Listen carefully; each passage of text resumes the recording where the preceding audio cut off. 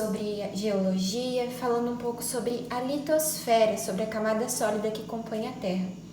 E o que nós vamos ver hoje é sobre algo que nós encontramos nessa camada sólida da Terra, que são os registros fósseis. Mas, falando em registros fósseis, o que são fósseis? Fóssil é uma palavra derivada do latim que significa tirado da terra. Então, eu posso dizer que um fóssil são restos ou vestígios que nós encontramos preservados de plantas, de animais, de outros seres vivos, encontrados em rochas, pessoal. Então, são registros, são marcas que nós encontramos nas rochas.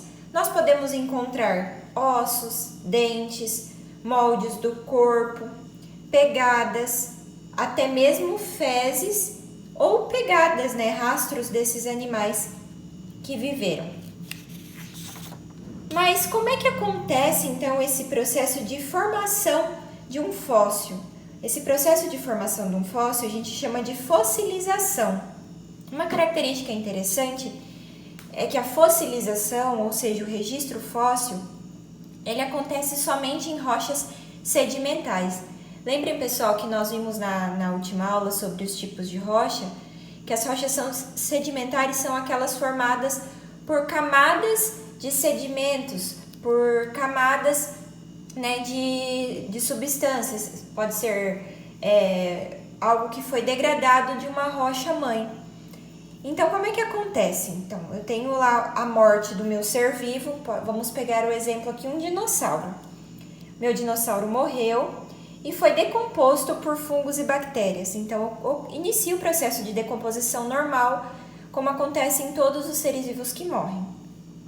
Depois, ocorre o transporte e o soterramento desse corpo com camadas de sedimentos. Então, é como se vamos imaginar que a minha caneta aqui fosse o meu dinossauro morto, eu fosse cobrindo o meu dinossauro com camadas de sedimentos, camadas de terra, até ele ficar totalmente coberto e soterrado.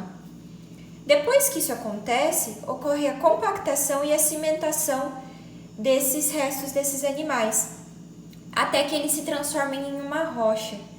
Então eu vou depositando em camadas, pedaços, sedimentos em cima desse meu organismo que morreu, até formar uma rocha. Então, eu posso dizer que o processo de fossilização, ou seja, de formar um fóssil, é os restos do animal, os restos que ele deixou, associado às rochas. Então, ele vai ficar como se fosse uma pedra mesmo, uma rocha, certo? Alguns tipos de fossilização que nós encontramos, alguns tipos de registros fósseis, porque nós sabemos que nem todos os fósseis são iguais em aparência. Então, o primeiro tipo que nós temos é a moldagem, que é realmente quando nós encontramos numa rocha sedimentar, o molde é a impressão desse organismo. Aqui eu trouxe uma concha, que eu tenho apenas aqui o molde dela, e aqui um réptil. Então, eu tenho a impressão, a marca dele na minha rocha. Outro tipo de fossilização é a mumificação. É quando eu consigo preservar totalmente ou quase totalmente os restos de um organismo. E eu posso ter esse fóssil no âmbar, que é uma resina que fica semelhante ao vidro, liberada por algumas espécies de gimnospermas, de pinheiros. Então eles liberam tipo uma colinha, e ela, quando se solidifica, fica com esse aspecto vítreo, parecendo um vidro. Normalmente, pessoal, esse processo de fossilização, de mumificação no âmbar, acontece com organismos pequenos, porque são apenas gotículas que são liberadas. Nesse caso aqui eu tenho uma libélula.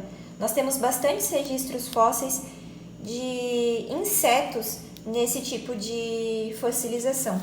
Um outro tipo de fossilização por mumificação são aqueles registros fósseis da Era do Gelo.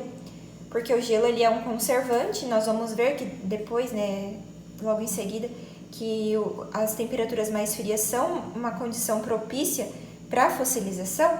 Então aqui eu tenho um elefante da Era do Gelo, na verdade é da família dos elefantes, mas é um mamute, preservado quase que totalmente. Um outro tipo de fossilização é a mineralização.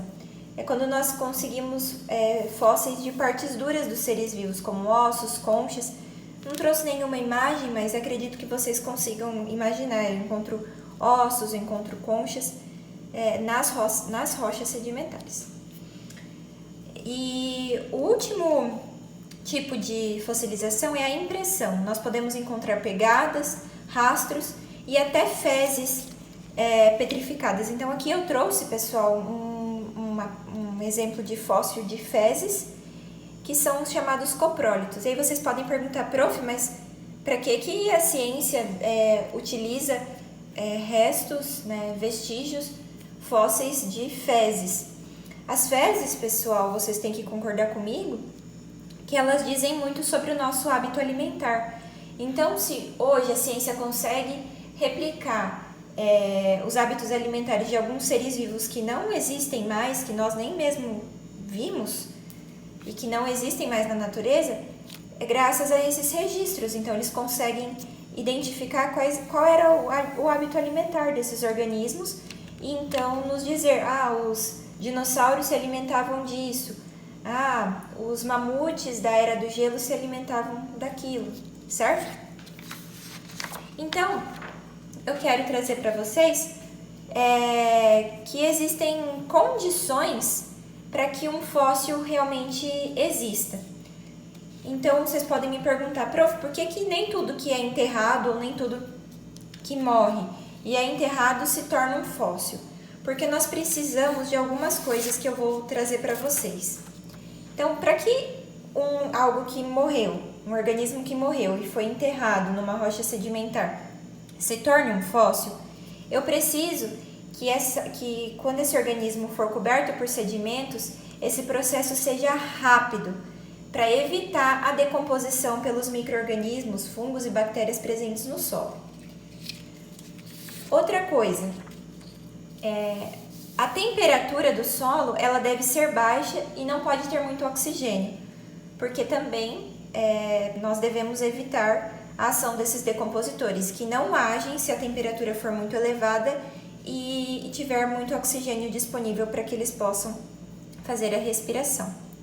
A terceira condição é que esses sedimentos que são depositados em cima do organismo que foi morto, eles devem ser finos, porque se forem sedimentos muito grossos, muito grosseiros, eles vão desgastar o fóssil. Vamos imaginar que o meu sedimento é uma areia.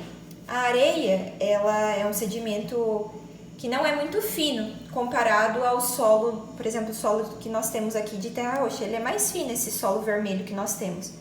Então a areia, ela agiria como uma lixa, lixando esses restos desse fóssil.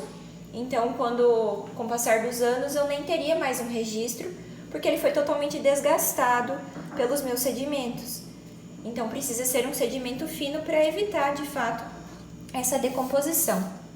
E, por último, pessoal, um fóssil, para ser considerado um fóssil, ele precisa ter mais de 11.700 anos.